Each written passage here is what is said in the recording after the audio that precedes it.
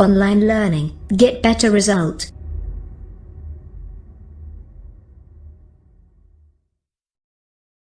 बच्चों, आज हम कक्षा 8 के विज्ञान विषय के अध्याय सूचना प्रौद्योगिकी इंफॉर्मेशन टेक्नोलॉजी का अध्ययन करेंगे। इसके अध्ययन बिंदु निम्न हैं। 1. सूचना प्रौद्योगिकी का परिचय। 2. सूचना के प्रमुख साधन। 3. कृत्रिम उपग्रह और संचार। 4. कंप्यूटर। 5. इंटरनेट। 6. साइबर सुरक्षा क्या और क्यों। 1. सूचना प्रौद्योगिकी का परिचय। अगली शताब्दी शब्दों, किताबों के बिना आंखों, कानों और मन के भीतरी अंतर्द्वंद्वों की शताब्दी होगी, जब आदमी अपने को अपने मन से नहीं, किसी पर्दे की स्क्रीन से पढ़ेगा। चिंतक सार्थ ने ये कल्पनाशील शब्द इस शताब्दी में होने वाले बदलावों को देखकर कहे होंगे। हमारे आसपास के शहर, राज्य या देश विदेश में होने वाली घटनाओं की जानकारी हमें किस प्रकार मिलती है? क्या आप जानते हैं सैकड़ों वर्ष पूर्व संचार के किन साधनों का उपयोग किया जाता था? अपना संदेश भेजने में कितना समय लगता था और कितनी समस्याएं आती थी? आइए जानने का प्रयास करते हैं। पुराने समय में राजकीय संदेशों का प्रसार बिगुल एवं ढोल बजाकर किया जाता था। अनेक राजा महाराजा गुप्त संदेशों को भेजने के लिए कबूतरों, घुड़सवारों को उपयोग में लेते थे। सैकड़ों वर्ष पूर्व मध्य यूरोप में मशाल टेलीग्राफ द्वारा भी संदेश भेजे जाते थे। हमारे देश में डाक व्यवस्था द्वारा संदेश भेजने का क्रम 1837 में आरंभ किया गया। टेलीग्राफ के पश्चात सूचना के संचरण के लिए टेलीप्रिंटर व टेलेक्स का भी प्रचलन हुआ। वर्तमान में कंप्यूटर व इंटरनेट के बढ़ते प्रभाव के कारण इनकी जगह अत्याधुनिक संचार साधनों ने ले ली एवं इनका प्रयोग सीमित हो गया है। इन घटनाओं की जानकारी प्राप्त करने के साधन क्या है?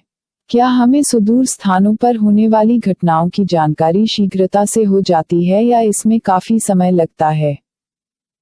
क्या सैकड़ों वर्ष पूर्व भी घटनाओं की जानकारी इतनी ही शीघ्रता से प्राप्त हो जाया करती थी? आइए इन प्रश्नों का उत्तर जानने का प्रयास करते हैं। विश्व में विभिन्न स्थलों पर होने वाली घटनाओं की जानकारी का प्रसार होना ही सूचना का प्रसार है। सूचना का प्रसार, या इसे यूं कहें कि सूचना के त्वरित वैश्वीकरण का सारा श्रेय विज्ञान, तकनीकी एवं उससे उत्पन्न जन संचार के माध्यमों को जाता है, जिसे सूचना प्रौद्योगिकी कहा जाता है। सूचना प्रौद्योगिकी क्या है? अभियांत्रिकी की वह शाखा जिसमें कंप्यूटर का उपयोग करते हुए सूचनाओं को दूरसंचार माध्यमों द्वारा प्राप्त किया जाता है एवं भेजा जाता है, उसे सूचना प्रौद्योगिकी कहते हैं। क्या आप बता सकते हैं कि वर्तमान समय में सूचना प्रौद्योगिकी के अंतर्गत संचार के कौन-कौन से साधनों का उपयोग किया जाता है? आइए इन साधनों की सूची बनाते हैं। 1. संचार के साधन। रेडियो उपयोग, मनोरंजन, खेलों का आंखों देखा हाल, समाचार, संगीत कार्यक्रम आदि का सुनना। 2. संचार के साधन। टेलीफोन उपयोग, टेलीफोन एक ऐसी युक्ति है जिसके द्वारा दूर स्थित व्यक्ति से संवाद किया जा सकता है। 3. संचार के साधन। फैक्स उपयोग, सूचना, ग्राफ, चार्ट, हस्तलिखित या मुद्रित दस्तावेजों को टेलीफोन नेटवर्क से भेजकर दूसरे स्थान से मूल दस्तावेज की फोटोकॉपी प्राप्त करना। 4. संचार के साधन। ईमेल उपयोग, पत्र की सामग्री को वर्ड प्रोसेसर द्वारा तैयार कर टेलीफोन नेटवर्क द्वारा प्राप्त करने वाले व्यक्ति के कंप्यूटर स्क्रीन पर प्रेषित करना।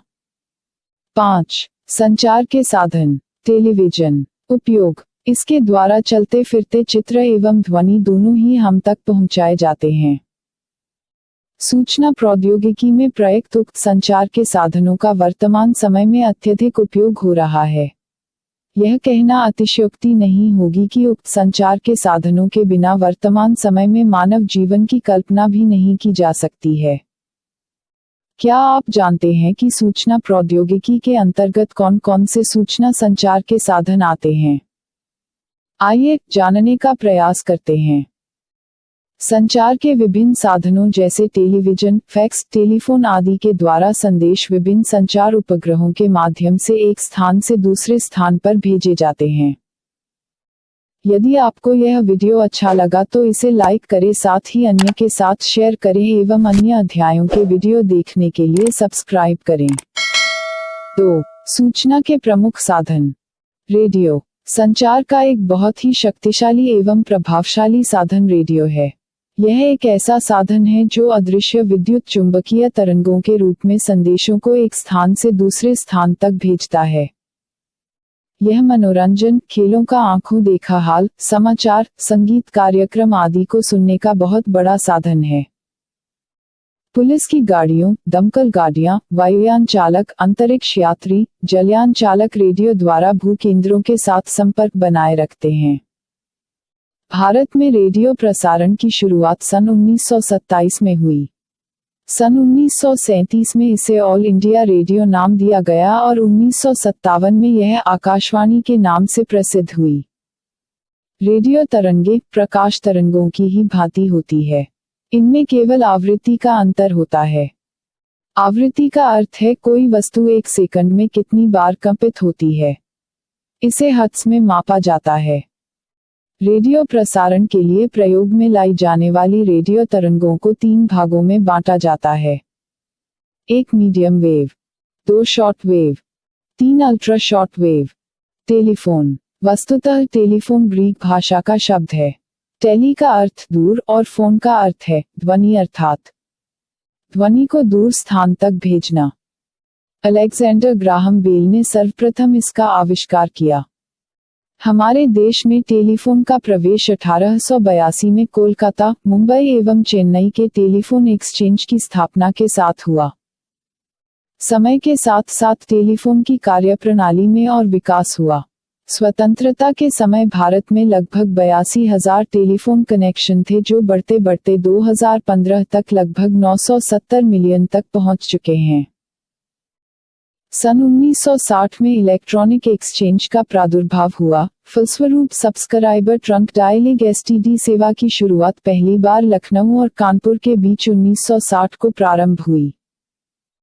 टेलीफोन यंत्र में मुंह के सामने रखे जाने वाले हिस्से को माउथपीस तथा कान पर लगाने वाले हिस्से को ईयरपीस कहते हैं। माउथपीस एक प्रेषी ट्रांसमीटर का और ईयरपीस एक रिसीवर का काम करता है।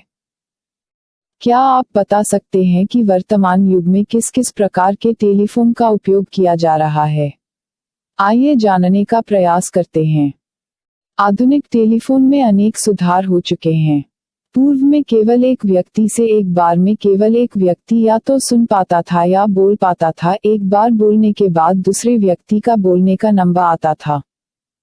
नए प्रकार के इलेक्ट्रॉनिक फोन के साथ कई लोग एक ही फोन पर एक साथ बात कर सकते हैं। इस प्रकार के टेलीफोन द्वारा बिना घर या ऑफिस छोड़े ही कई लोगों की मीटिंग व्यवस्थित की जा सकती है। इस प्रणाली को ऑडियो कॉन्फ्रेंस कहते हैं। वर्तमान समय में नए विकसित टेलीफोन जो मुख्य रूप से प्रचलन में है वे निम्नलिखित हैं। 1. Photophone. 2. Cordless telephone. 3. Cellular phone.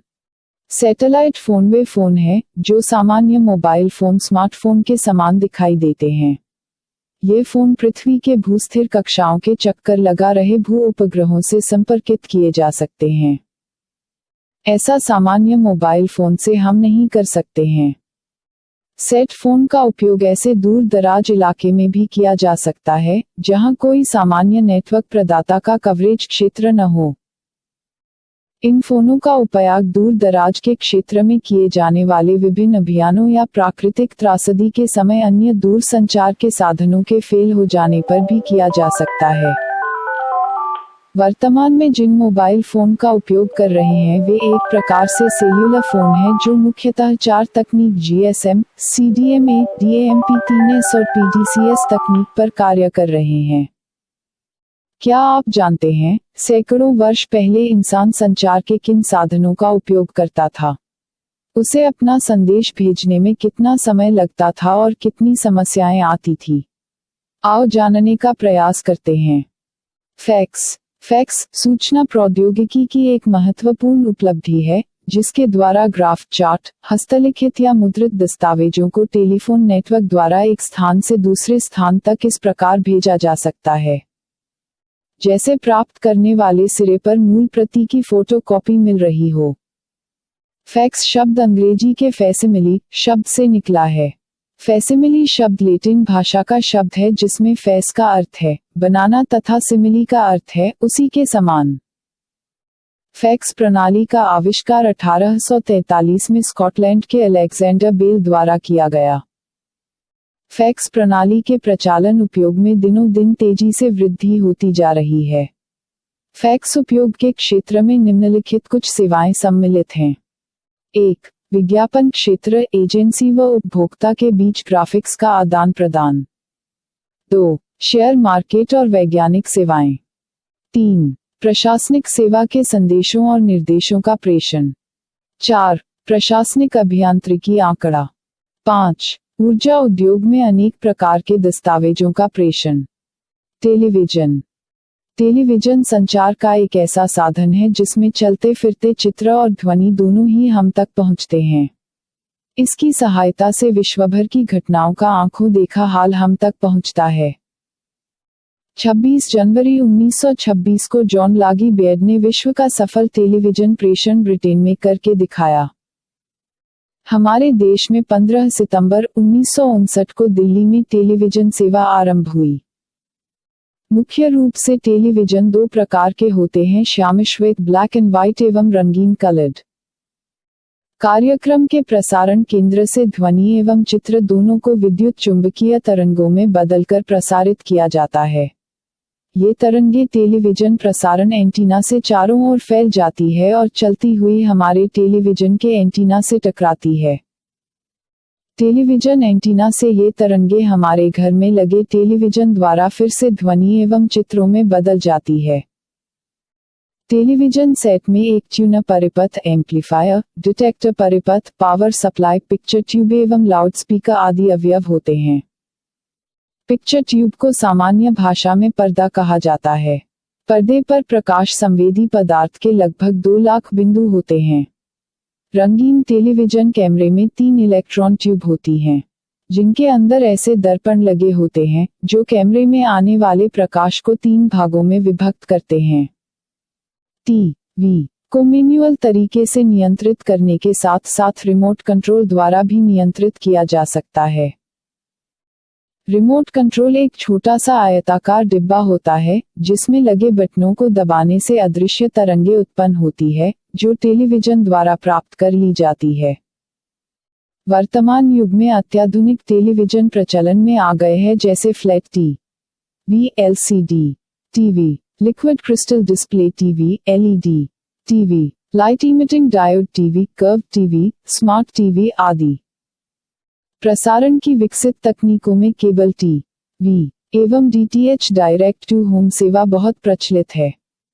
DTH TV प्रसारण में उच्च तकनीक द्वारा अनेक मल्टी चैनलों के टीवी कार्यक्रम एक छोटे से डिश एंटीना की सहायता से बिना किसी केबल ऑपरेटर के उपग्रह सैटेलाइट के माध्यम से सीधे घर के अंदर टीवी पर देखे जा सकते हैं। इसमें 50 से 75 सेंटीमीटर व्यास के डिश एंटीना का उपयोग किया जाता है। यदि आपको यह वीडियो अच्छा लगा तो इसे लाइक करें, साथ ही अन्य के साथ शेयर करें एवं अन्य अध्यायों के वीडियो देखने के लिए सब्सक्राइब करें। इलेक्ट्रॉनिक मेल या ईमेल। जिस प्रकार हम डाक द्वारा अपने पत्र को एक स्थान से दूसरे स्थान को भेजते हैं, उसी प्रकार अब पत्र कंप्यूटर द्वारा भी भेजे जाने लगे हैं। इस प्रणाली को इलेक्ट्रॉनिक मेल या ईमेल का नाम दिया गया है। जिस पत्र को भेजना है उसकी सामग्री वर्ड प्रोसेसर द्वारा इसमें तैयार की जाती है। इसके बाद जिस पते पर यह पत्र भेजना है वहां तक टेलीफोन नेटवर्क द्वारा भेजा जाता है। पत्र की समस्त सामग्री प्राप्त करने वाले व्यक्ति के टीवी, मोबाइल या कंप्यूटर स्क्रीन पर प्रदर्शित हो जाती है। प्राप्त करने वाला व्यक्ति उसकी प्रिंट भी निकाल सकता है। इलेक्ट्रॉनिक मेल प्रणाली बहुत ही तीव्र है। इससे समय और कागज दोनों की बचत होती है तथा यह सस्ती भी है। हमारे देश में दूरसंचार विभाग के दिल्ली स्थित भारतीय प्रौद्योगिकी संस्थान के 5 केंद्रों और भारतीय विज्ञान संस्थान बंगलौर आदि स्थानों पर इस प्रणाली पर उल्लेखनीय अनुसंधान एवं विकास कार्य निरंतर होता रहा है। 3. कृत्रिम उपग्रह और संचार। आपने पिछले अध्याय में दूरदराज क्षेत्रों में होने वाली घटनाओं को हम टेलीविजन के माध्यम से कैसे देख या सुन पाते हैं, इसका विस्तार से अध्ययन किया है। कृत्रिम उपग्रहों के माध्यम से फैक्स किया गया पत्र भेजे गए दूरस्थ स्थान पर प्राप्त हो जाता है। टेलीफोन द्वारा दूरस्थ क्षेत्र में स्थित किसी व्यक्ति से बात की जाती है तथा हमारी आवाज या संदेश दूरस्थ क्षेत्रों में भेजे जाते हैं। 4. कंप्यूटर। कंप्यूटर एक ऐसी मशीन है जो एक सेकंड में हजारों शब्द एक स्थान से दूसरे स्थान तक प्रेषित कर सकता है। मुंह से बोलकर इतनी तीव्रता से संदेश भेजना असंभव है। किसी भी संदेश को कंप्यूटर की भाषा में बदलकर सूक्ष्म स्पंदों के रूप में प्रसारित किया जा सकता है। Integrated service digital network (ISDN) दूरसंचार के क्षेत्र में एक अति आधुनिक तकनीक है जो कंप्यूटर के द्वारा ही संभव हो पाई है। इस तकनीक द्वारा एक ही तार पर आवाज, लिखित सामग्री, आंकड़ों और चित्रों को प्रेषित किया जा सकता है। ISDN में इन चारों में से किन्हीं दो को एक साथ प्रसारित किया जा सकता है। 5. इंटरनेट। वस्तुतः इंटरनेट विश्व के विभिन्न स्थानों पर स्थापित कंप्यूटरों के नेटवर्क को टेलीफोन लाइन की सहायता से जोड़कर बनाया गया एक अंतर्राष्ट्रीय सूचना मार्ग है, जिस पर एक स्थान से दूसरे स्थान तक सूचनाएं पलक झपकते ही पहुंच जाती है। इंटरनेट शब्द अंग्रेजी के दो शब्दों इंटरनेशनल और नेटवर्क को संयुक्त करके बनाया गया है, जिसका अर्थ है विश्वव्यापी तंत्र या विश्वव्यापी जाल। यह एक बेतार का तंत्र है। इंटरनेट पर आधारित प्रमुख सुविधाएं। ई-कॉमर्स। ई-कॉमर्स ने समूचे विश्व को मंडी में बदल दिया है, जहां आप छोटी से छोटी और बड़ी से बड़ी चीजों की खरीद फरोख्त कर सकते हैं। मात्र ई-कॉमर्स की किसी वेबसाइट को खोलकर और उसे अपना ऑर्डर देकर आप अपनी पसंदीदा चीज प्राप्त कर सकते हैं। इंटरनेट पर खरीदारी करने के लिए क्रेडिट कार्ड सबसे सुलभ माध्यम है। वस्तुतः वस्तुओं या सेवाओं का इंटरनेट पर खरीदना, बेचना या विज्ञापन द्वारा उत्पादों की सूचनाएं ग्राहकों तक पहुंचाना ही ई-कॉमर्स है। Computer network. Internet world wide web से लेकर electronic data interchanges, email, EFT, electronic file transfer आदि उपयोगी तकनीकों को समाविष्ट कर व्यापारिक कार्यकलापों को संपादित करने में ई-कॉमर्स एक महत्वपूर्ण भूमिका अदा करती है। टेलीमेडिसिन। टेलीमेडिसिन मूलतः स्वास्थ्य सेवा प्रदान करने की वह प्रणाली है जिसमें डॉक्टर दूर स्थित रोगियों की दूरसंचार एवं सूचना प्रौद्योगिकी की मदद से जांच करता है तथा इलाज करता है। इस प्रणाली में मरीज तथा डॉक्टर एक दूसरे को देख सकते हैं तथा बातचीत कर सकते हैं। इसके अलावा ECG, x-ray, CT scan, MRI आदि की तस्वीरें कंप्यूटर वीडियो फाइल खोलकर जांच सकते हैं। यदि आपको यह वीडियो अच्छा लगा तो इसे लाइक करें, साथ ही अन्य के साथ शेयर करें एवं अन्य अध्यायों के वीडियो देखने के लिए सब्सक्राइब करें। ब्रॉडबैंड सूचनाओं के संचरण की आधुनिक तकनीक जिसमें मात्र एक केबल या तार के माध्यम से कई चैनलों को एक साथ प्रसारित किया जा सकता है, ब्रॉडबैंड कहा जाता है। सोशल मीडिया तकनीक कई स्वरूपों में पाई जाती है, जैसे ब्लॉग लिखना, business network, enterprise social network, forum, micro blog, photo sharing, उत्पाद service review, social bookmarking, social gaming, social network, video sharing और वर्चुअल वर्ल्ड आदि। Facebook, Twitter, Blogger, Instagram, Pinterest, YouTube आदि कुछ मुख्यतः प्रचलित सोशल मीडिया साइट्स है। Social media द्वारा व्यक्ति एक दूसरे से जुड़कर विचार एवं सामग्री साझा करते हैं। व्हाट्सएप, हाइक, टेलीग्राम आदि मोबाइल सोशल मीडिया एप्लीकेशन हैं। ई-मित्र सेवा राजस्थान सरकार की एक महत्वाकांक्षी ई-गवर्नेंस सुविधा है जो राज्य के सभी 33 जिलों में PPP public private partnership model पर नागरिकों की सुविधा हेतु पारदर्शिता के साथ उपलब्ध करवाई जा रही है। इसके अंतर्गत विभिन्न सरकारी एवं प्राइवेट सेवाओं संबंधी कार्यों का संचालन एक ही छत के नीचे ही प्लेटफॉर्म के जरिए किया जाता है। ये सेवाएं CSC common service centre kiosk के द्वारा ग्रामीण क्षेत्रों एवं ई-मित्र कियोस्क के रूप में शहरी क्षेत्रों में ऑनलाइन भी उपलब्ध है। यह प्रोजेक्ट वर्ष 2005 से निरंतर चल रहा है। इस सेवा के माध्यम से नागरिक अपने घर के नजदीक किसी ई मित्र कियोस्क पर जाकर बिजली, पानी, टेलीफोन बिल, बोनाफाइड प्रमाण पत्र, राशन कार्ड, स्वर्ण जयंती ग्राम स्वरोजगार योजना अंतर्गत लोन प्राप्ति, learner driving licence, Rajasthan roadways का बस पास प्राप्त करना आदि कार्य सहजता एवं सुगमता से कर सकता है। सूचना प्रौद्योगिकी एवं सहज समाज। सूचना प्रौद्योगिकी व इंटरनेट की असीम क्षमताओं ने भ्रष्टाचार मुक्त समाज की परिकल्पना को साकार करने हेतु आशा की एक नई किरण पैदा की है। समाज में भ्रष्टाचार को दूर करने में सूचना प्रौद्योगिकी का निम्नलिखित प्रकार से उपयोग किया जा सकता है। 1. जन वितरण प्रणाली PDS के कंप्यूटरीकरण व आपूर्ति संबंधी जानकारियों को वेब के माध्यम से सार्वजनिक बनाना। 2. जन संबंधी प्रमुख कार्यालयों का कंप्यूटरीकरण व नेटवर्किंग करके सेवाओं में समुचित सुधार करना। 3. भ्रष्टाचार के दूसरे प्रमुख कारण कार्यपद्धति में पारदर्शिता की कमी को ठीक करने हेतु सरकार ने सूचनाओं की स्वतंत्रता का मौलिक अधिकार जन सामान्य को देने की बात कही है। इसके क्रियान्वयन हेतु कंप्यूटरीकृत सूचना प्रणालियों, इंट्रानेट, इंटरनेट व एक्सट्रानेट की सहायता से सूचनाओं का आदान प्रदान तीव्र गति से किया जा सकता है।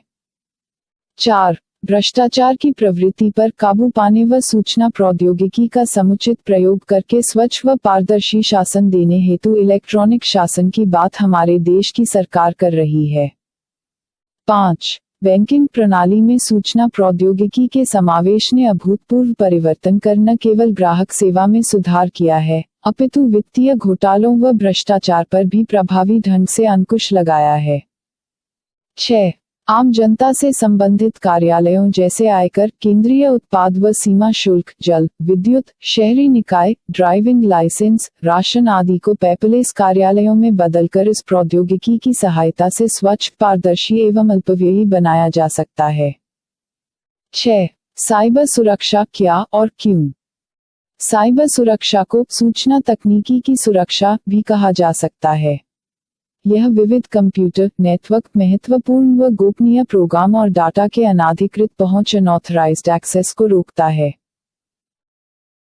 सरकार, सेना, कॉर्पोरेट जगत, वित्तीय संस्थान, हॉस्पिटल और अन्य महत्वपूर्ण संस्थान कई गोपनीय सूचनाओं का संग्रहण एवं प्रसंस्करण प्रोसेसिंग कर उन्हें अन्यत्र कंप्यूटरों में भेजते हैं। अतः यह आवश्यक हो जाता है कि जन सुरक्षा एवं राष्ट्र की सुरक्षा के लिए इतने महत्वपूर्ण एवं गोपनीय आंकड़ों की सुरक्षा की जाए। इसलिए साइबर युग में साइबर सुरक्षा की अति आवश्यकता है और विभिन्न सॉफ्टवेयर एवं तकनीकी के माध्यम से इन सभी गतिविधियों की सुरक्षा की जाती है। यदि आपको यह वीडियो अच्छा लगा तो इसे लाइक करें, साथ ही अन्य के साथ शेयर करें एवं अन्य अध्यायों के वीडियो देखने के लिए सब्सक्राइब करें। तो बच्चों, आज हमने सूचना प्रौद्योगिकी के बारे में विस्तार पूर्वक अध्ययन किया। अब हम इस अध्याय के महत्वपूर्ण बिंदुओं पर पुनः प्रकाश डालते हैं।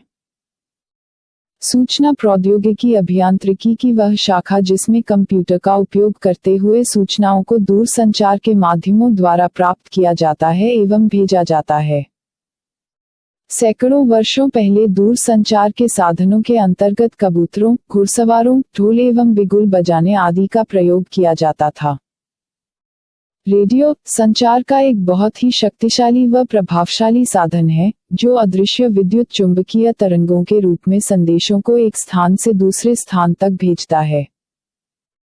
सैटेलाइट फोन ऐसे फोन हैं, जो पृथ्वी के भूस्थिर कक्षाओं में चक्कर लगा रहे उपग्रहों से संपर्क स्थापित कर दूर दराज इलाकों में भी बड़े उपयोगी सिद्ध होते हैं। टेलीविजन संचार तथा मनोरंजन का ऐसा महत्वपूर्ण व शक्तिशाली माध्यम जिसमें चलते फिरते चित्र और ध्वनि दोनों ही दूसरे स्थानों तक पहुंचाए जाते हैं। कंप्यूटर एक महत्वपूर्ण युक्ति डिवाइस है, जिस पर कई संचार माध्यम संचालित किए जाते हैं। यह हजारों शब्दों को प्रति सेकंड एक स्थान से दूसरे स्थान पर प्रेषित कर सकता है। इंटरनेट विश्व के विभिन्न स्थानों पर स्थापित कंप्यूटरों के नेटवर्क को टेलीफोन लाइन की सहायता से जोड़कर बनाया गया एक अंतर्राष्ट्रीय सूचना मार्ग है। सोशल मीडिया तकनीक के अंतर्गत व्यक्ति अन्य व्यक्तियों से सूचना, क्रिया संबंधी जानकारी, रुचि, चित्र, वीडियो आदि को निर्मित क्रिएट कर सकते हैं एवं उन्हें साझा शेयर भी कर सकते हैं। ई-कॉमर्स, ई-मित्र, टेलीमेडिसिन, ब्रॉडबैंड आदि इंटरनेट आधारित सुविधाओं ने मानव जीवन को सरल एवं सुगम बना दिया है। दूरसंचार एवं सूचना प्रौद्योगिकी में जीवन की गति को द्रुत, सुगम एवं सरल तो बनाया ही है, लेकिन साइबर क्राइम ने भी मानव जीवन में पैर पसार लिए हैं। अतः साइबर सुरक्षा के साधनों को भी अपनाने की महती आवश्यकता है।